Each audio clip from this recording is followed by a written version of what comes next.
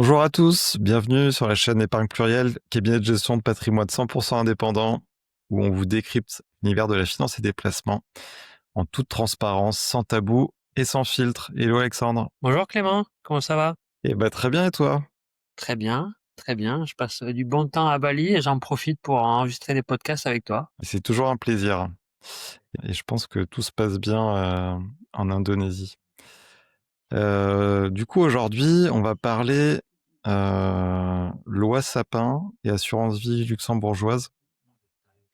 Et alors, je sais que toi, ton cabinet est assez spécialisé là-dedans, et ça fait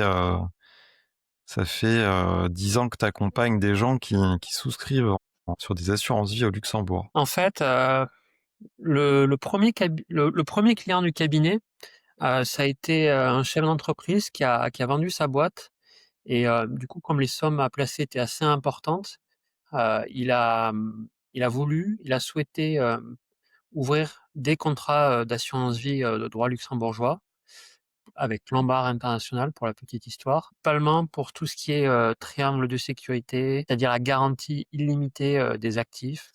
Là où en France, on est au maximum garanti à 100 000 euros s'il y a une faillite bancaire, au Luxembourg, on va avoir une garantie en capital qui est illimitée. On pourra y revenir un peu plus tard. Et du coup, oui, ça fait plus de 10 ans aujourd'hui qu'on travaille sur le sujet du Luxembourg. Et c'est vrai qu'on a développé une expertise assez forte et assez pointue là-dessus. Même avant que ça devienne assez populaire, j'ai vu des vagues d'évolution sur le sujet. La première vague, ça a été en 2016. En 2016, avec la loi Sapin 2 Ouais. qui a été votée.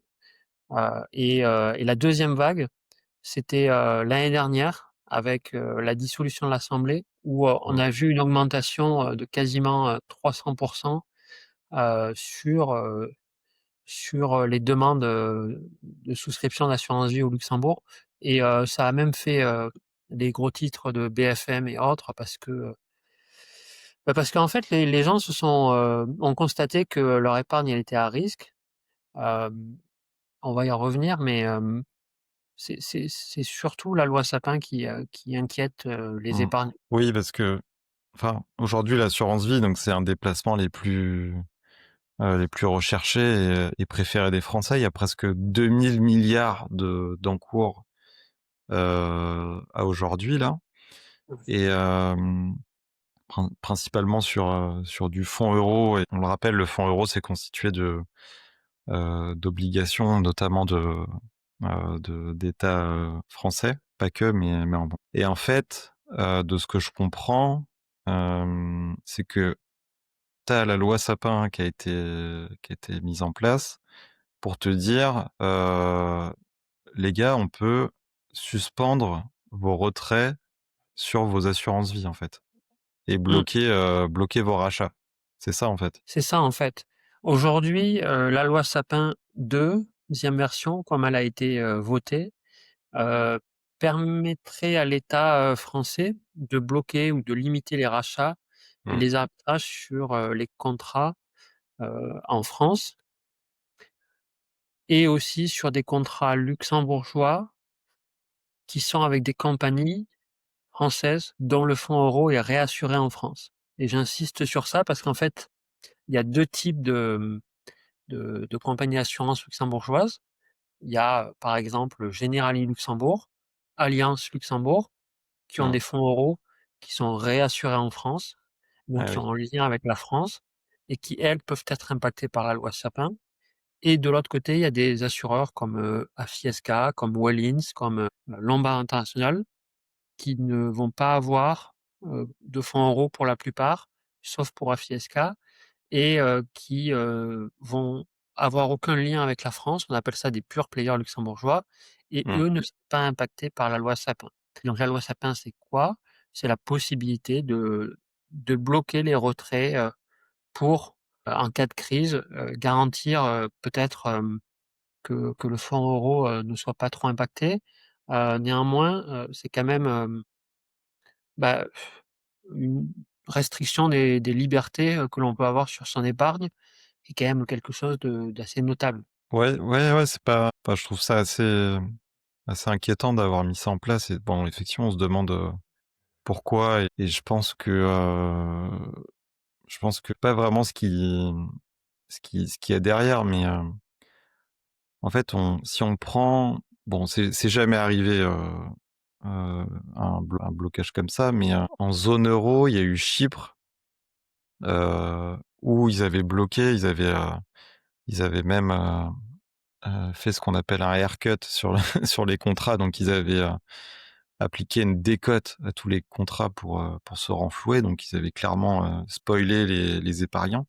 Bon, on n'en est clairement pas là et c'est pas, enfin la loi Sapin, c'est pas ça, mais je trouve que ça va effectivement à l'encontre des libertés individuelles et en tant qu'épargnant, en fait, ce qui est aussi important, c'est la liquidité des placements et si jamais, j'en ai besoin, j'ai envie de récupérer mes fonds, quoi. Ne serait-ce que pour les réallouer, pour les placer sur autre chose. Là, ça veut dire qu'en cas de grosse crise systémique, type, subprime ou ce genre de choses, en 2008, potentiellement, on peut ne pas faire de rachat ou d'arbitrage ou ce genre de choses sur ces contrats, quoi. Donc, je pense que Ouais. ça pose quand même un vrai sujet en tant qu'épargnant et on peut comprendre qu'il y en a qui soient intéressés par ces solutions qui offrent davantage de «sécurité» entre guillemets, sur ce point-là. Bah, on peut rappeler un peu ce qui s'est passé en 2013, mais globalement, Chypre était dans une situation financière assez complexe et avec la Banque centrale européenne et le FMI, ils ont, passé un accord et donc tous les dépôts, supérieurs à 100 000 € ont eu un haircut de 47,5. Ça veut dire quoi? Ça veut dire que, les épargnants au-dessus de 100 000 €, ils ont perdu 47,5 de leur épargne. C'est Ouais, énorme. On n'en est pas là, en France, mais néanmoins, on a quand même un problème de dette, récurrent et important. On constate aussi, depuis l'année dernière que, il y a une montée des extrêmes, heu, de droite comme de gauche et on ne sait pas de quoi demain sera fait.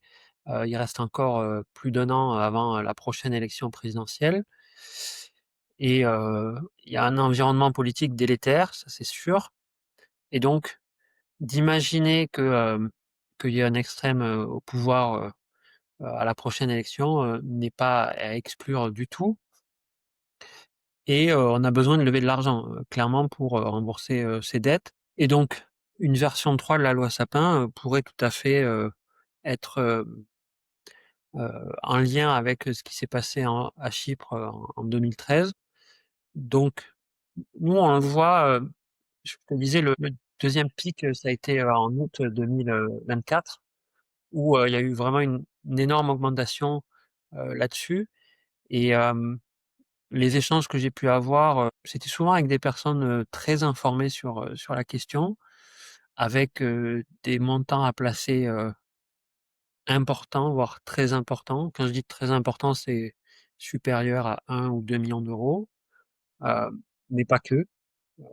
Et tout ça a donné, bah, une année record en 2024 et en 2025, ça part, sur les mêmes, niveaux, de collecte et elles souhaitent vraiment être, ces personnes-là, le moins en lien avec la France. Ça veut dire quoi? Ça veut dire non seulement d'avoir ce qu'on appelle un pure player luxembourgeois, un Fiesca, un Wellins, un Lombard, par exemple, mais Baloise est très bien aussi, hem et avec une banque dépositaire, soit au Luxembourg, soit en Suisse. On peut peut-être faire une brève description de ce que c'est un contrat d'assurance vie, mais globalement, il y a 2 types, il y a 2 grandes catégories de contrats. Les contrats où on a ce qu'on appelle de la gestion libre, c'est un peu comme à la française, c'est-à-dire que, tu as une liste d'unités de compte avec ou pas avec des ETF parfois, ça dépend des contrats, avec lesquels on travaille, avec des OPCVM, avec un fonds euro pour, un assureur auquel je pense. Hem, mais voilà, tu dois sélectionner dans une liste. C'est souvent pour, des, souscriptions inférieures à 250 000 €.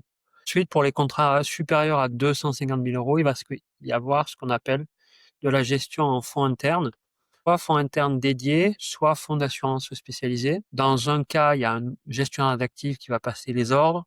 Dans l'autre cas, c'est de la gestion conseillée et c'est Épargne-Pluriel qui va passer les ordres pour les clients. Et globalement, l'idée, c'est tu choisis ton assureur, tu choisis ta banque dépositaire. Donc tu peux vraiment personnaliser ton contrat de manière assez forte et ensuite tu vas pouvoir avoir un choix d'unité de compte qui est vraiment très important. Heu, Au Luxembourg, on va pouvoir aller chercher des ETF, bah, tiens, on parlait d'IA tout à l'heure, très poussés sur l'IA, aux États-Unis, en France, en Mmh. Europe. On peut aller chercher des ETF assez novateurs avec un buffer, c'est-à-dire un amortissement à la baisse des marchés. C'est quelque chose qui a été créé par First Trust il y a plusieurs années, qui est très populaire aux États-Unis. Toutes les idées innovatrices, elles sont souvent importées des États-Unis. Bon voilà, je ne vais pas trop détailler les on peut détenir dans un FAS, mais en tout cas, c'est vraiment Mmh. on va dire la Rolls-Royce en termes de choix des actifs et c'est souvent ce qui attire en plus de tous les autres sujets que j'ai cités, c'est ce qui attire les épargnants dans un Mmh. contrat luxembourgeois.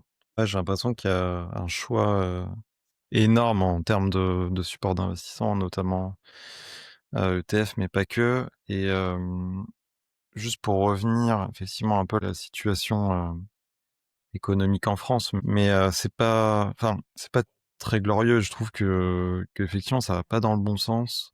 Et en fait, quand on fait le lien avec, la situation des finances publiques, donc enfin, je le rappelle, hein, la dette du pays, c'est plus de 3 000 milliards d'euros de dette aujourd'hui. C'est 113 du PIB. Oui. En fait, c'est une situation qui est assez catastrophique. Et le déficit, il représente presque 6 du PIB en 2024. Et en fait, on se dirige plutôt vers un plan d'austérité, mais je sais même pas s'ils vont être capables de redresser la barre, quoi. Donc c'est vrai que quand on se dit à côté de ça qu'il y a des pays qui sont, enfin, mieux gérés, plus, enfin, voilà, où il y a pas du tout ces mêmes problématiques. Donc c'est peut-être plus rassurant, plus sécurisant pour un épargnant. Et et du coup, ça fait sens de se pencher sur ce sujet du Luxembourg. Et alors moi, j'ai 2 questions, pour toi qui es expert sur ce sujet-là. C'est, est-ce qu'il y a des montants, minimum d'investissement? J'imagine que oui, pour en fait, profiter de cette sécurité. Et ma deuxième question, c'est, en fait, de ce que j'ai cru comprendre, c'est qu'en fait, il y a certains acteurs qui te proposent des investissements en assurance vie au Luxembourg, mais qui ne sont pas, réassurés par des vrais acteurs du Luxembourg, donc qui sont finalement concernés par, la loi Sapin. C'est Oui, ça, hein, si je dis pas de bêtises? oui, Si oui, tu peux oui. nous éclairer sur ces 2 points? En fait, alors, première question, le seuil d'accessibilité, il y a un seul contrat qui est disponible à partir de 15 000 €. C'est un contrat avec AFI-SK Luxembourg, qui est un partenaire avec lequel on travaille beaucoup, notamment parce que c'est un seuil accessible qui permet d'avoir à la fois du fonds euro non réassuré en France. OK. Du coup, alors, il y a un contrat il y a un contrat qui est accessible à partir de 15 000 €, qui s'appelle AFI-SK Quality Life, qui permet d'avoir accès à la fois à du fonds euro non réassuré en France et des unités de compte, des OPCVM classiques. À partir de 5, ce contrat va permettre même d'avoir des ETF, donc c'est super bien parce que nous, on aime beaucoup les ETF à épargne Mmh. plurielle. Après, à partir de 250 000 €, on va avoir une offre qui est un peu plus agrandie puisque on va avoir tout ce qui est acteurs français, Generali, Allianz Luxembourg, je les cite pas tous, mais il y en a beaucoup qui sont disponibles à partir de 250 000 € ou des pure players comme j'ai déjà cité, Linz, Baloise, Lombard International, qui vont permettre de faire soit des fonds internes dédiés, soit des FAS, qui permettent d'avoir après une allocation d'actifs qui est aussi très très étendue. À partir de 500 000 euros, on va pouvoir accéder à ce qu'on appelle le crédit Lombard. On pourra faire un épisode sur le crédit Lombard. D'ailleurs, il y a un épisode qui va sortir dédié à ça sur la chaîne de Thomas, Investir Simple. Je vous invite à aller le regarder quand le podcast sera sorti en septembre. Où je fais un détail sur le crédit Lombard et les possibilités qu'offre cette ligne de crédit. Voilà, pour répondre à ta première question, les deux seuils, on va dire, les plus importants, c'est 15 000 et 250 000 euros. Après, sur les assureurs, moi, je les ai un peu détaillés, mais globalement, il y a deux familles d'assureurs. Les franco-luxembourgeois, je les redis, c'est Generali, c'est AG2R La Mondiale, c'est Alliance Luxembourg, c'est le nouveau contrat de Bourso Vie avec un assureur Sogelife français. Tout ça, ça va avoir un lien avec la France de par la réassurance du fonds euro. Et du coup, cette partie-là est impactée par la loi Sapin. Et donc, on n'est pas à l'abri de tout ce qu'on a cité au début du podcast. Mmh. Et après, il va y avoir les pure players luxembourgeois. Ça va être Afieska, Wallins, Lombard, One Life, Baloise, qui eux ne vont pas avoir de lien avec la France, qui sont donc immunes à la loi Sapin et qui offrent par ailleurs toute une flexibilité en termes de support d'investissement. Donc je pense que c'est vraiment important de distinguer les 2 et de faire le tri entre l'offre, qu'il y a aujourd'hui et qui est peut-être pas forcément adaptée en fait, aux vrais objectifs et notamment le côté sécurité, placement. Et c'est vrai que moi j'avais toujours en tête que les assurances vie luxembourgeoises étaient accessibles à centaines de milliers d'euros et en fait c'est pas le cas finalement puisque 15 000 ou allez 50 avec Les les ETF. ETF. On a une épargne qui est sécurisée, diversifiée, qu'on peut faire aussi en gestion libre, hein, c'est ça, Mhm. avec épargne plurielle et en fait, je trouve ça plutôt cool, et très intéressant. Oui, oui, pour l'instant, le contrat il est accessible à partir de 15 000 euros. Je sais pas si ça va rester comme ça pendant des années. Mmh. Honnêtement, en fait, depuis 10 ans, on constate que les seuils d'accessibilité deviennent de plus en plus importants chez les autres assureurs. Je me rappelle, Generali, à l'époque, c'était 100 000 euros le minimum. Aujourd'hui, c'est 250. Balois, c'était 50 000. Ils l'ont rehaussé plusieurs fois. Aujourd'hui, c'est 250. Mmh. Oui, c'est pas dit que ça reste, ces seuils-là, quoi. Voilà. Pour l'instant, la Fiesca, c'est ces seuils-là. Mais c'est vrai que du coup, ils ont une collecte assez importante. Et en plus, c'est un groupe familial. Du coup, même si leur ratio de solvabilité est pas très élevé, euh, c'est c'est une maison qui est solide parce qu'en fait, c'est géré dans une optique de maximiser le rendement de l'actionnaire. L'actionnaire qui a une partie de ses actifs détenus par la compagnie d'assurance, c'est le groupe Burrus.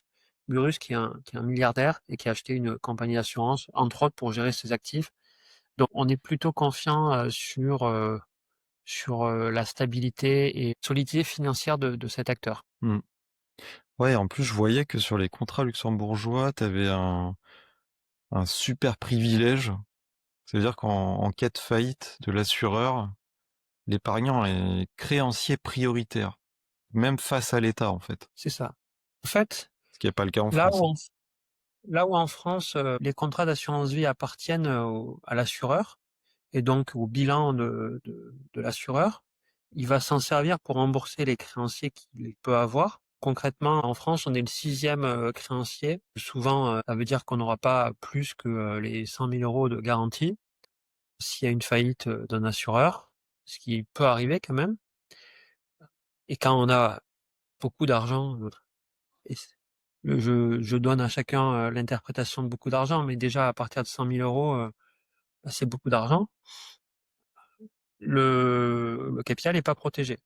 Au Luxembourg, il va y avoir ce qu'on appelle une ségrégation des actifs. Ségrégation des actifs, ça veut dire que les actifs sont mis à part, heu, du bilan de l'assureur et donc s'il y a une faillite, d'un assureur, qu'est-ce qui se passe? Les actifs sont protégés et ne sont pas utilisés pour rembourser, les, les créanciers de l'assureur. Dernièrement, il n'y a pas si longtemps que ça, il y a eu un assureur qui a fait faillite, FWU au Luxembourg, il y a eu un blocage, heu et ça a fait les grands titres des Échos, par exemple. Mmh. Il y a eu ce mécanisme de blocage qui s'est appliqué parce que, en fait, on est passé sous des seuils de ratio de solvabilité et il y a eu, cette ségrégation et du coup, ça a permis de sauvegarder les actifs des épargnants. Donc on constate que même en cas de problème d'un assureur luxembourgeois, voilà, le mécanisme, permet de faire en sorte qu'il y ait pas de problème. C'est pour ça que quand même je parlais des ratios de solvabilité des assureurs, c'est quelque chose qu'il faut regarder parce que, une faillite d'un acteur français ou luxembourgeois, ça arrive et donc vaut mieux, partir, dès le départ avec, un acteur qui est solide et c'est ce que l'on fait, lorsqu'on conseille nos clients, on fait une étude des meilleurs assureurs, hem de leur ratio de solvabilité, mais de données aussi, plus tangibles, lorsqu'on, lit les rapports financiers, pour, voilà que, on se prémunisse, de tous les risques, qu'il sont possibles, d'encourir, lors de, leur placement. On sait un peu ce qui s'est passé chez FW, chez l'assureur, luxembourgeois là? J'ai suivi ça de loin, mais pas Ouais, ce alors on qui va s'est pas trop passé. détailler parce que c'est toujours un peu bloqué donc Ouais. je voulais en parler pour, dire que voilà, ça se Mmh. passe mais c'était un bras cassé cet assureur, s on le savait dès le départ donc c'était un contrat un peu pourri, de ce que j'ai compris et là, ils sont en train de rendre les actifs, aux épargnants mais c'est pas encore terminé quoi, le truc. Alors du coup, Alexandre, est-ce qu'on peut parler, de la fiscalité qui s'applique? Donc par exemple, je suis Clément Bibert, je veux placer, 250 000 € au Luxembourg, donc via un contrat d'assurance vie. Comment je vais être imposé sur mon capital? Donc bon, j'imagine rien, mais sur la plus-value, comment ça se passe le jour où je fais de la plus-value, je veux rapatrier mes fonds? Mmh. Oui, alors, 2 cas possibles. Tu habites en France et dans ce cas-là, c'est un contrat, classique avec la fiscalité française. Donc, avant 8 ans, PFU, après 8 ans, les abattements, classiques d'un contrat d'assurance vie, que l'on peut avoir en France. Donc aucun avantage, concurrentiel, là-dessus.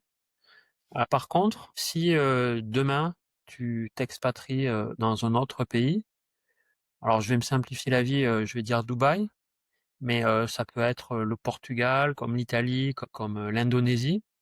Bon Dubaï, la fiscalité sur les plus-values c'est 0, bah, tu seras fiscalisé à 0. Ouais, donc ça dépend de ton pays de résidence, ça dépend de ton pays de résidence fiscalement parlant. Tout à fait, oui. Le Luxembourg n'applique pas de fiscalité à la source, donc ça dépend uniquement du pays dans lequel tu résides. Donc ça peut être, souvent plus intéressant que la fiscalité française. C'est quand même Mmh. assez rare qu'on trouve un pays où il y a plus de fiscalité. Que la France, au point de vue J'ai pas fiscal, ouais. encore vu, mais OK, et ça veut dire que, les expats, par exemple, qui vivent plus de 6 mois, c'est ça, à l'année à l'étranger, tu es considéré comme, alors je suis enfin pas qui fiscaliste ouais, qui est concerné par alors je suis pas fiscaliste, mais, pour être, résident fiscal d'un pays, il faut considérer être, plus de 6 mois, dans ce pays et globalement avoir le centre de ses intérêts économiques. Ça veut dire que globalement, si tu as, ta résidence principale à l'étranger, hem, tu vas être considéré comme et que peut-être tu travailles, à l'étranger, que tu es digital nomade, mais que tu es relativement fixe dans un pays, tu seras résident fiscal de ces pays-là.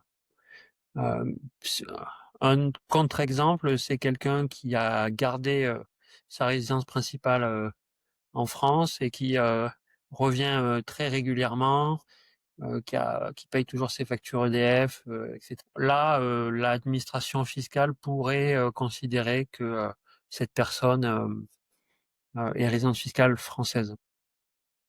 Mais encore une fois, prenez conseil auprès d'un fiscaliste sur ces questions-là, hem, pour être sûr de votre résidence fiscale. OK, très clair. Est-ce que tu as autre chose à ajouter? Je pense que pour un 1er, point sur, l'assurance du Luxembourg, on a couvert pas mal de sujets. Si les auditeurs ont plus de questions, ils peuvent les mettre en commentaire et Mmh. on se fera plaisir de refaire une vidéo sur la question. Surtout n'hésitez pas, si vous avez des questions, on fera d'autres vidéos, je pense, un peu plus poussées sur ces sujets, et vraiment pour avoir une première intro.